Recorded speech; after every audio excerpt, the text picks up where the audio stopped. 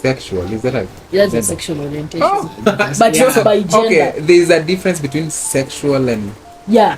You must know how you identify yourself so that you know your sexual orientation. Speaking of the LGBTQ, this topic really raises and does waves in our country. You've heard of the controversial Brian Chira. Welcome back to this amazing podcast. My name is Felix. My professional name is Felix. And then the other artistic name is Tash. So today I'm with my friends here and we're talking about gender fluidity. Yes, and I want them to introduce themselves so that we can continue this podcast. I'm Nusra Santongo from Kenya. Yeah, I'm so glad to be part of this podcast today. Yeah, we're going to talk about a lot of things to do with gender fluidity, and we hope that we'll be more clear and we'll be more diverse about this topic, more open. There'll be interactions. You guys are going to see it. You're going to love it. I'm very sure. So, yeah. I am Nixon Kamodo. Who are we? What are we doing? Why are we doing this? 3 broke university students, plus our faithful friend there behind the camera, with a dream. You should be afraid of us, by the way. We are coming for all of that. Napenda sana. Yes. Yeah. Bearing in mind we're all doing media, so this is part of the practice as we do this. So you might be wondering what is gender fluidity. So I guess Nusra, you'll explain to them what is gender fluidity. Yeah. So gender is an orientation, okay? Yeah. Okay, it's not an orientation like deeply, but it's how someone identifies themselves. Yeah. You know, like for example, Tash, tell us how you identify yourself. Okay. I think I know, I identify myself as a male. What about you? Yeah, I also unfortunately identify as a male 5'5" Kenyan Kikuyu guy. Yeah. And I personally identify as a female. Yeah. But with that being said, we still respect the way other people identify them, and we really respect also the way that we actually call them, the type of pronouns we use on them. So like if he has said that, not if, you really do. Yeah. They identify themselves as male. So definitely the pronoun that is used with them is he. And I identify as a female. I use she. Yeah. So we've all heard about the people who identify as they, them, it, depending on how the person feels comfortable to be identified. So just to clear up the air about this whole issue, we know that we are part of Kenya, and Kenya is, we are not yet exposed to these kinds of things, but they are there. They are really there, and it's not bad to identify the way you want to identify. Exactly. Yeah. So do you guys feel like identifying yourself, does it really matter? Like, is it identifying yourself as a he or a she or a they or a them? Does it really matter? What's your technique? I really think our gender is basically a tool of identification. We all have had probably, or of the Maslow's hierarchy of needs, and in that we also have the belonging needs.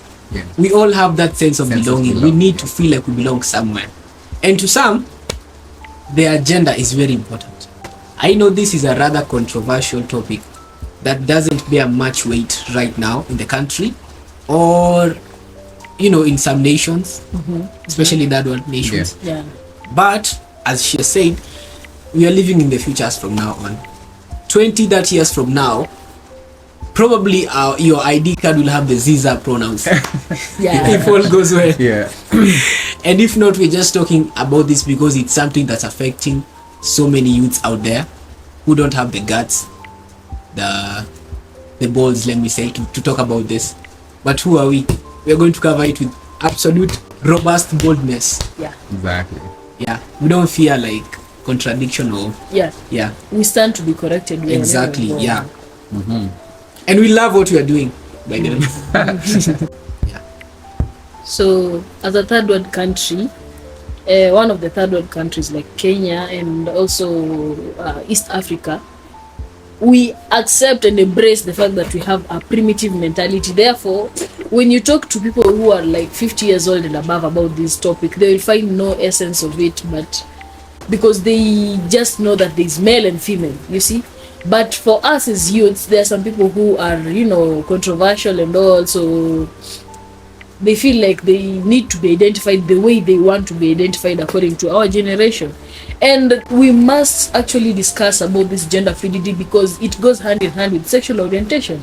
Because though we've always grown in a household of mom and dad, you know, it goes hand in hand, you know. Like, you must know how you identify yourself so that you know your sexuality. So with that being spoken widely, I would like to mention the genders. What kind of genders do you guys know? So we've talked of male, female. Which other one do you guys know? Non-binary. Yeah. Queer. Yeah, gender queer. Bisexual, is that a That's a sexual orientation. Oh. But Yeah. not by gender. Okay, there's a difference between sexual and Yeah, you must know how you identify yourself so that you know your sexual orientation. Because, for example, now when you find something like, let's talk about, for example, gay. You know, there are two types of gays. There must be a feminine one and a masculine one. You see, same to for females. When you find a lesbian, there must be a masculine lesbian and a feminine lesbian. So that's where gender comes in. How do they identify themselves? How does that female gay person, not female gay, female representing, feminine representing man identify himself? So you might get that there are times that them let me talk for both genders, male and female. Some people have like both of them come out. You see, there is this time they will be masculine, the masculine side will come out more, and there is this time that the feminine side will also come out. That's now where we call them the bigender. Yeah, they both have the masculine and the feminine energy. That is bigender. Now, then there's agenda. Oh my God! So agenda, the gender identity characterized by the absence of gender or lack of gender identity. That is a person who doesn't know. Now they started identifying themselves as spoons, potatoes, those things like, yeah. They don't see themselves identifying themselves as any gender. They are not by gender. They're not male. They're not female. They're not non-binary. You see? Yeah. Yeah. I was telling you like this story of this man who walked into a female bathroom and then raped a female right there. That was a man, when he was taken to court, he told the court that he identifies himself as female. So that's why he walked into that bathroom, and so hiyo part ya walk into a bathroom when the person is not authorized was cut off, you know. Yeah. He was released on that part. So the only case that he was going to tackle is rape. Exactly. Issues are used by governments to take the general public out of focus of the important things that are facing the country. Case in point, a few months ago, people were complaining about bei ya unga, bei ya mazi, I don't know, mafuta, bei ya kila kitu. They were like, bro, these things are too damn costly these days. And then that's when the court said that in a few days, in a few weeks, we are going to give these communities certain rights in the country. And the energy shifted. It was a whooping ton of events. Like, everyone started focusing on this issue. Yeah. Why? Because it was used by the government to take people's attentions away from that. Yeah. Okay, for me, basically, growing up, there was no choice actually. You either have to be a male or a female. So for me right now, I feel like I just have to be a male basically, because I was brought up knowing that I'm a male. So these other things in by gender, by what? yeah, those are new technologies, I can say. Not technologies, Terms. new terms, and with the time I think we're going to adapt that. And Yeah. So why do you identify yourself as a male? I'm very sure personally the reason why I identify myself as a female is because of the Feminine part. the feminine body parts, you know. Yeah. So that's majorly why I identify myself as a female.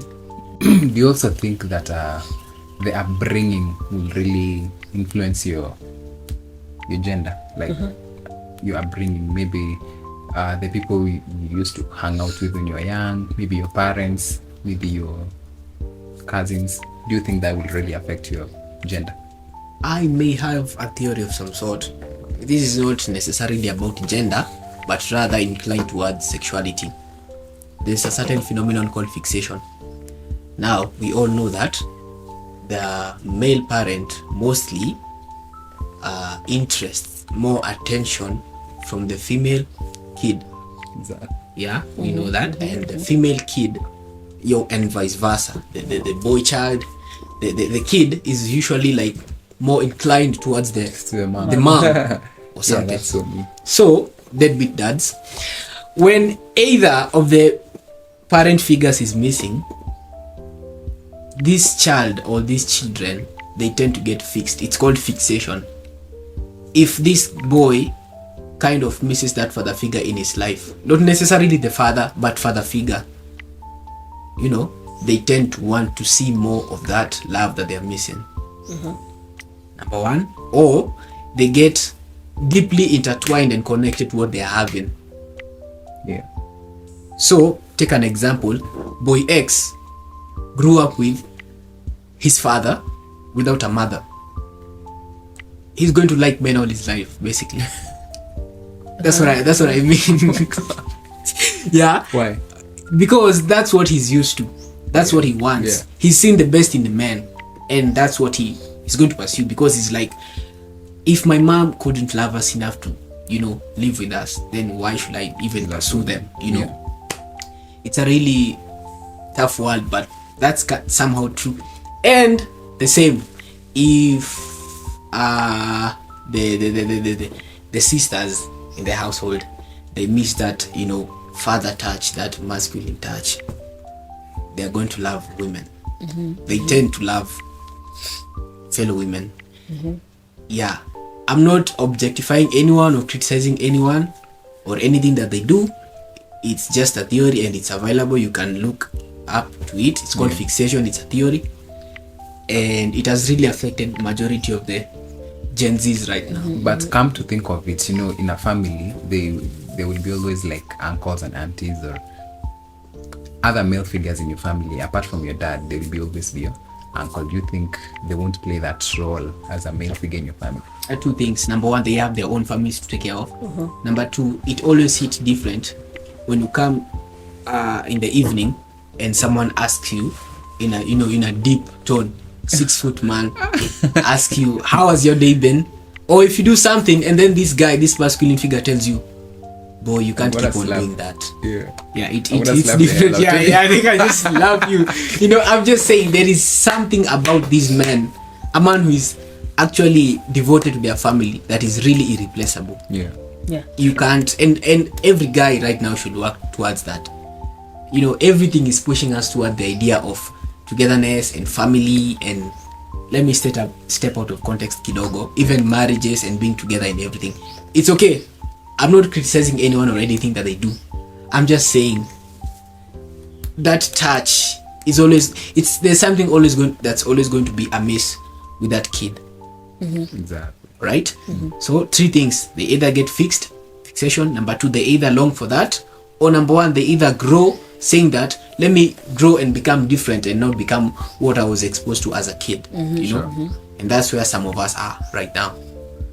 I want everybody who is watching this to know that gender is a personal decision. Yeah.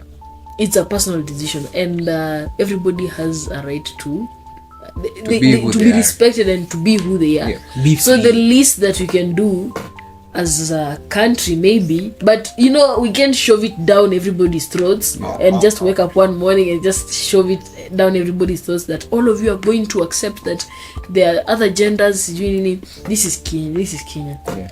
Plus, I feel like it depends. Now you'll have to figure out when and who are you going to tell. Yeah. You can tell someone and then they just beat you up. Yeah.